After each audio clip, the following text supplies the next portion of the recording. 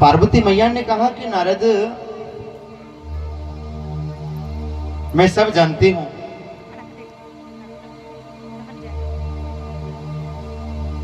आप क्यों नहीं आते हो? क्या हमारी सेवा में कोई कमी रह जाती है?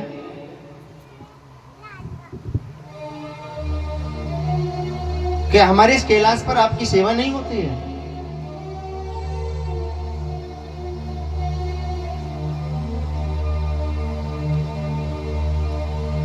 नारद जी ने कहा कि मैया, समय के अनुसार जाना चाहिए।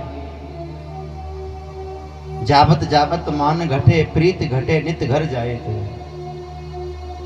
ज्यादा किसी के घर जाने से मान कम होता है, ज्यादा जाने से मान सम्मान में कमी आ जाती है।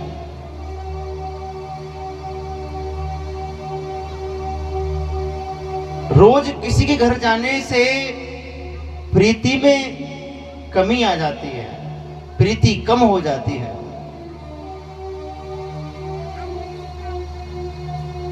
समय के अनुसार जाना चाहिए। आज समय था, मैं आ गया।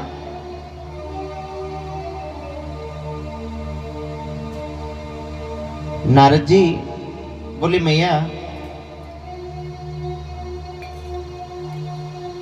आज मैं आपसे एक बात पूछने आया हूं। पार्वती मैया बोली, पूछो, क्या पूछने आए हो? मैया एक बात बताओ, छोटा मुंह बड़ी बात। आप भोले बाबा से कितना प्रेम करती हो? पार्वती मैया बोली, ये भी पूछने की बात है? मैं तो बहुत प्रेम करती हूँ अपने भोले बाबा से। और ये बात क्यों पूछी आपने? बोले, इसलिए पूछी मैया, क्या बाबा भी आपसे प्रेम करते हैं? जहां नारद जी चले जाए वहां झगड़ा ना हो, ऐसा कभी हुआ है? नारद जी ऐसी चाकी घुमाते हैं कि जहां विवाद ना हो तो भी विवाद हो जाए। क्या भोले बाबा भी आपसे प्रेम करते हैं? भोले बाबा बहुत प्रेम करते मेरे से। अरे गुरु मंत्र कभी किसी को नहीं बताना चाहिए, वह गुरु मंत्र भी इन्होंने मुझे बता दिया। इतना प्रेम करते हैं। अच्छा, अरे मैया तू बड़ी भोली है। अगर बाबा तुमसे प्रेम करते हैं तो खुद अमर हो गए, तो मैं क्यों नहीं अमर किया? कहते हैं जो पति का है वो पत्नी का भी है।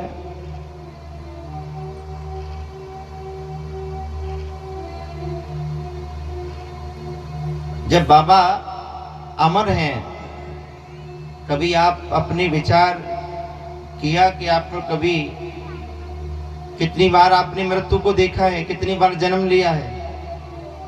और बाबा तो कभी न मृत्यु होते हैं न कभी जन्म लेते हैं। वो तो जन्म और मृत्यु से परे हैं, और आप जन्म और मृत्यु से मुक्त नहीं हो भैया। अब तो पार्वती मैया को मन में खटक गई बात है कि ये बात तो सही है। अब तो भोले बाबा से जाकर के झगड़ा करने लगी मैया कि बाबा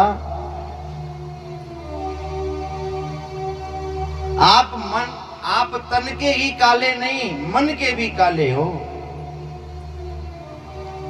बाबा बोले, आज क्या हो गया? क्यों भड़क रही हो?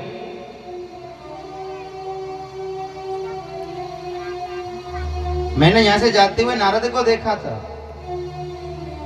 लगता है कि नारद ने कोई लीला की है। क्यों भड़क रही हो, क्या बात है? बोले, बाबा आप तो जन्म और मृत्यु से मुक्त हो, मुझे क्यों नहीं किया जन्म और मृत्यु से मुक्त? मुझे भी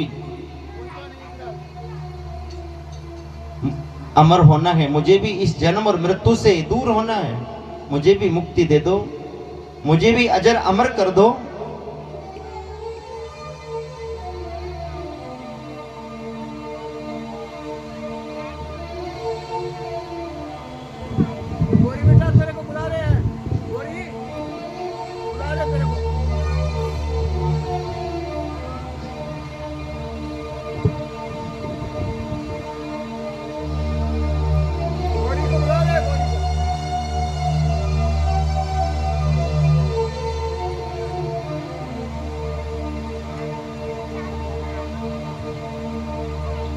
बाबा ने कहा देवी अगर तुम्हें ये जन्म मृत्यु से मुक्त होना है तो तुम्हें अमर कथा सुननी पड़ेगी। अमर कथा क्या है?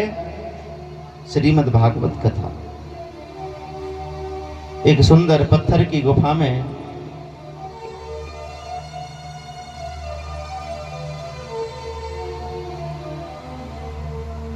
स्थान ग्रहण किया भोले बाबा ने और कहा देवी पार्वती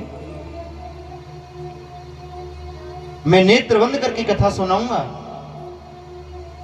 मुझे हुंकरा देना, और जहां भी तुमने हुंकरा देना बंद कर दिया मैं कथा को वहीं विराम दे दूंगा। माता पार्वती बैठ गई आसन लगा के श्रोता बन के और भोलेनाथ वक्ता बनकर के कथा सुनाने लगे हैं। वहां कोई नहीं है, सुनाने वाले भोलेनाथ हैं और सुनने वाली देवी पार्वती।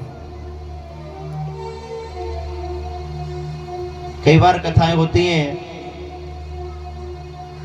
कलश यात्रा, ये यात्रा वो यात्रा। कभी विचार कीजिए जब भोले बाबा ने कथा सुनाई होगी तो कितनी बड़ी बार कलश यात्रा हुई होगी वहां पर। वहां तो दो ही थे, सुनाने वाले पति और सुनने वाली पत्नी। ये सब हमारी परंपरा है बनाई हुई। ये यात्रा वो यात्रा, ये भांगड़ा ये आंगड़ा, ये सब हमारे बनाए हुए हैं। हमारा फोकस होना चाहिए, हमारा ध्यान कथा में होना चाहिए, और श्रोता का ध्यान कथा पे होता है, प्रपंच पे नहीं होता है। और जो मैंने कल सुनाया बताया था ना, 3 प्रकार के श्रोता होते हैं, सोता, सरोता और श्रोता। जो श्रोता होते हैं ना उनका ध्यान कहाँ होता है? अरे कलश यात्रा में इतने कलश थे, इतने क्यों कम रह गए, इतने क्यों हो गए, नारियल ऐसे क्यों रख दिया, फलाना क्यों रख दिया, कलश को वहां क्यों रख दिया, यहाँ क्यों रख दिया। कथा में उनका मन नहीं होता है, पर इन विषयों पर उनका विशेष ध्यान होता है। आप उस मुख्य वस्तु को ग्रहण करो जिससे तुम्हारे जीवन में तुम्हारा कल्याण होगा। इनसे तुम्हारा कल्याण होने वाला नहीं है। और वैसे भी रामायण में लिखा है, कलयुग योग यज्ञ न जाना, एक आधार राम गुण गाना। इस कलकाल में, इस कलयुग में योग यज्ञ पाठ पूजा इत्यादि विधि विधान से न कोई करा पाएगा न कोई कर पाएगा।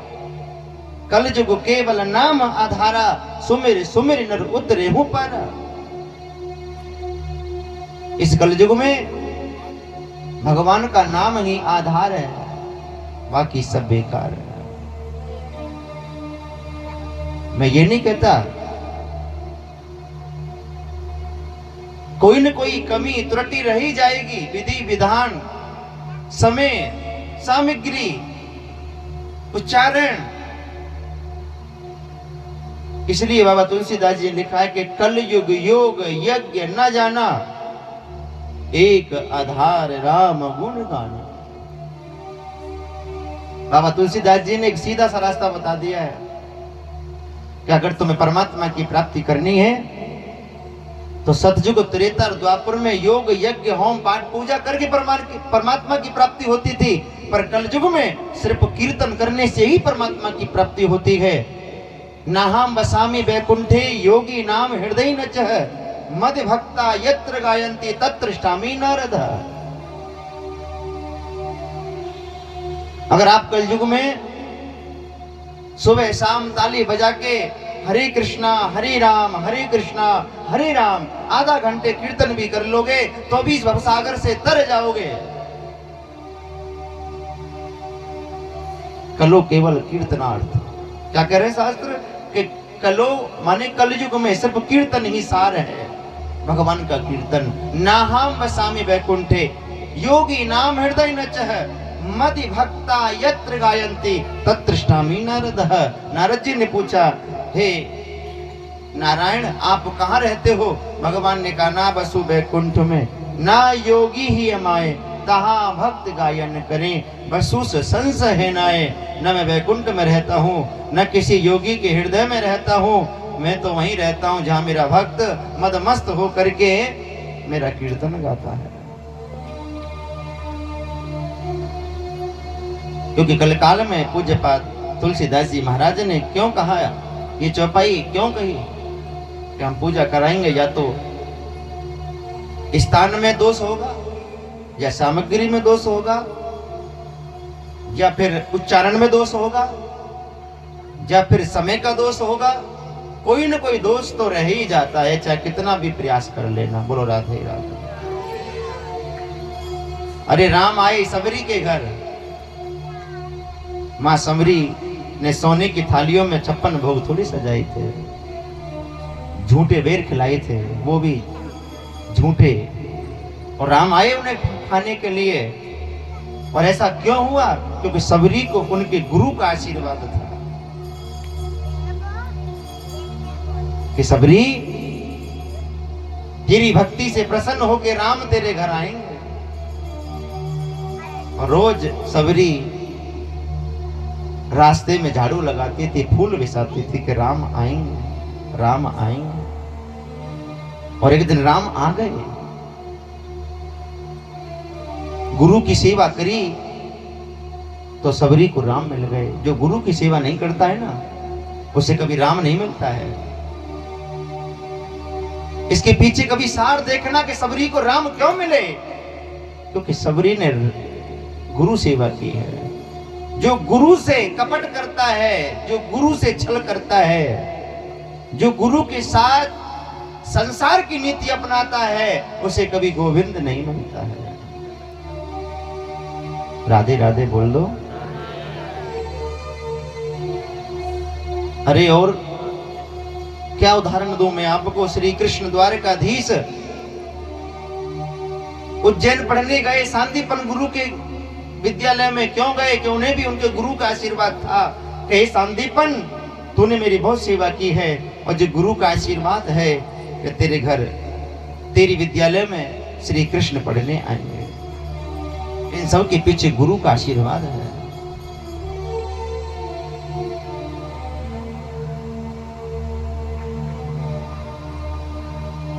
गुरु को सब मानते हैं, पर गुरु की कोई नहीं मानता है।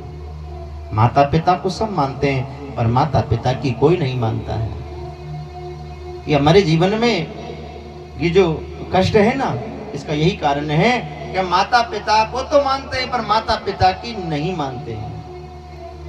जिस दिन माता पिता की मानना शुरू कर दोगे, गुरुओं की मानना शुरू कर दोगे, उस दिन तुम्हारी जिंदगी के सारे दुखों का नाश हो जाएगा। एक घर में आग लग गई, उस घर में एक अंधा रहता था, एक लंगड़ा रहता था। अब अंधे को दरवाजा दिखाई नहीं दे रहा है, और लंगड़े को दरवाजा दिखाई दे रहा है, वो दौड़ नहीं सकता है। अब अंधा लंगड़े से आकर के टकरा गया। एक दूसरे को रोने लगे कि भैया आग लग गई, बचना है, कैसे बचे? अब कैसे बचे बताओ? एक लंगड़ा है और एक अंधा है। अंधा देख नहीं सकता, लंगड़ा चल नहीं सकता। अब दोनों की जीवन मुसीबत में, दोनों ही फंस गए हैं आग के बीच में। अब दोनों ने विचार किया कि हम भैया दोनों एक हो जाएं तो बच जाएंगे। बड़े ध्यान से सुनना, अगर हम दोनों में एकता हो जाए तो हम बच जाएंगे। तो दोनों में गठबंधन हो गया, दोनों में एकता हो गई। कैसा कैसा बंधन हुआ कि देख, तेरे पास दौड़ने की शक्ति है, 2 पैर हैं, और मेरे पास देखने की शक्ति है, मेरे पास 2 आंखें हैं। अंधे को और लंगड़े को दोनों में आपस में चर्चा हुई। अब जो अंधा था उसके पास 2 पैर हैं। अब अंधे ने लंगड़े को अपने कंधे पे बैठा लिया कि देख, मैं मेरे पैरों से दौड़ूंगा और तू अपनी आंखों से रास्ता देखना, तो हम दोनों बच जाएंगे। कहने का मेरा तात्पर्य है कि हमारे घर के जो बुजुर्ग हैं ना, जो हमारे माता पिता हैं, इनके पास अनुभव की दृष्टि है, क्योंकि इन्होंने 50 साल 60 साल 70 साल जो अपने जीवन को जिया है, इनके पास अनुभव है। जो माता पिता गुरु हैं, इनके पास अनुभव की दृष्टि है, और घर के जो नौजवान बच्चे हैं, इनको तोड़ने की शक्ति है। और ये नौजवान अपने घर के बड़ों का साथ लेकर के चले, उनकी बात को मान करके बढ़े, तो इनके जीवन में कभी आग नहीं लग सकती। ये इस संसार की उस आग से बच सकते हैं जो संसार में दोष रूपी आग लगी पड़ी है, उस आग से बच सकते हैं। परंतु हमें हमारे बुजुर्गों का साथ लेके चलना पड़ेगा। बोलो राधे राधे। बंधुओं, नारद जी की बात सुनकर के पार्वती आज कथा के लिए कहा और कथा सुनाई है। कहां सुनाई? अमरनाथ बर्फानी, भूखे को अन्न, प्यासे को। और इस कथा को कौन सुन रहा है? तीसरा कौन है वहां? जिस तोतनी का गर्भपात हो गया था, जिस अंडे का कवच टूट गया था, उसमें प्राण आ गए इस कथा को सुन करके, अमर कथा को सुन करके। और उस अंडे में से एक तोते का पक्षी निकला है, और वह पक्षी 6 दिन से कथा को सुन रहा था। 7वें दिन, छठ में 6 दिन की कथा पूरी हो गई। 7वें दिन पार्वती मैया को नींद आ गई। इस तोते ने सोचा कि मैया सो गई, और ओम ओम की ध्वनि हो गई बंद, और बाबा कथा को कर देंगे बंद। क्या करूं? अब तो वह तोता ही ओम ओम कहने लगा। ओम ओम की ध्वनि उस तोते के मुख से निकलने लगी, और ये ओम की ध्वनि जैसे जैसे चल रही थी, तो बाबा भी समझ रहे थे कथा सुनने वाला सुन रहा। जैसे पहले हमारे बड़े बुजुर्ग किस्सा कहानी सुनाते थे ना, तो बच्चे हुंकरा देते थे, और कहानी किस्सा सुनते सुनते जब बच्चे सो जाते थे, हुंकरा बंद हो जाता था, तो बड़े बूढ़े भी सो जाते थे, बोले सो गया। बोलो राधे राधे। तो बाबा ने सोचा कि भैया हुंकरा बराबर आ रहा है, तो 7वें दिन की कथा पूरी करनी पड़ेगी। अब 7वें दिन की कथा पूरी हो गई, जयकारा लगवाया, द्वारिकाधीश भगवान की। पार्वती मैया जागी, बोली बाबा मैंने तो 7वें दिन की कथा सुनी नहीं, नींद आ गई थी। भोलेनाथ बोले फिर आपने नहीं सुनी तो सुनी किसने? भाई अगर आप सो गई थी तो फिर ये ओम ओम की ध्वनि कहां से आ रही थी? तो बाबा ने देखा तो एक तोता उस कथा को श्रवण कर रहा है।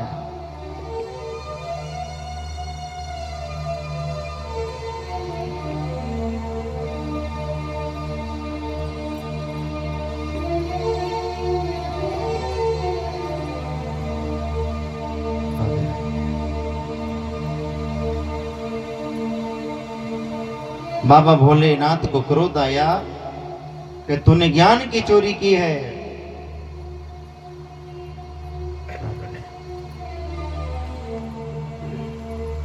तूने ज्ञान की चोरी की है, तुझे मृत्युदंड मिलेगा। त्रिशूल लेकर के भोलेनाथ उस तोते का वध करने के लिए चले हैं।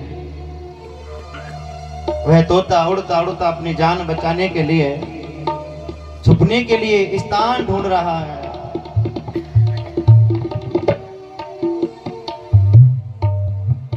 इधर वेद व्यास जी महाराज की पत्नी चिंतित हो रही हैं कि भैया चौथापन आ गया, घर में संतान नहीं है।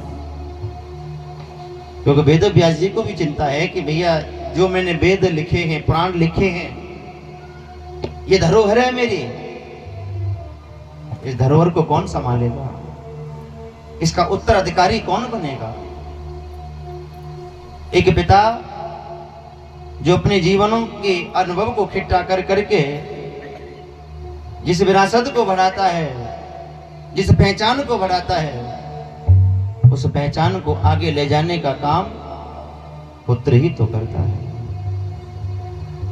आज वेद व्यास जी के पास क्या है? ज्ञान है। वेद है, पुराण है।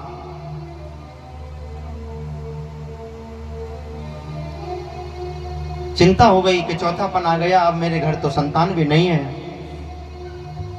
मेरे इस ज्ञान रूपी गंगा को आगे कौन बढ़ाएगा? इन वेदों को कौन गाएगा? इन कथाओं को कौन गाएगा? व्यास पत्नी रोने लगी, स्वामी आप इतने बड़े ज्ञानी हो, आपको तो पता होगा कि हमारे भाग्य में संतान का सुख क्यों नहीं है। व्यास जी ने कहा, देवी ऐसे मत बोलो, शंकर भगवान कृपा करेंगे। और इतनी बात बोलने के बाद व्यास पत्नी को उबासी आई है, और उबासी लेते हुए जब मुख खोला है तो वह तोता इधर उधर भटक रहा था, तो उसे कहीं स्थान नहीं मिला, तो व्यास पत्नी के मुख में प्रवेश करके उनके गर्भ में जाकर के छुप गया।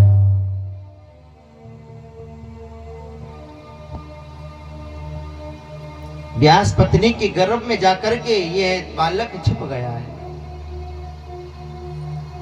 भोलेनाथ नारायण भगवान ने जब कहा कि पुत्र अब तुम्हारा जन्म लेने का समय आ गया है, जन्म लेके आओ, कहा कि मैं जन्म लेके तो आऊंगा, पर मुझे माया सताएगी तो फिर कहां जाऊंगा? मैंने सुना है कि मृत्यु लोक में माया सताती है। भगवान स्वयं नारायण वचन देते हैं कि सुखदेव तुझे मेरी माया नहीं सताएगी, तू जन्म लेकर के आजा, तुझे मेरी माया नहीं सताएगी। सुखदेव जी महाराज का जन्म हुआ है। बोली श्री सुखदेव जी महाराज की, बोली श्री सुखदेव जी महाराज की। क्यों इतनी जोर से बोलोगे?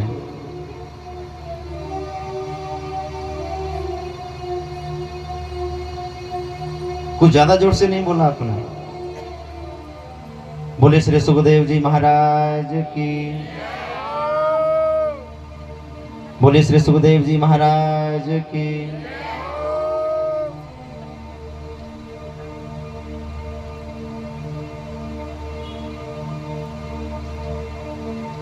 सोता, सरोता और श्रोता,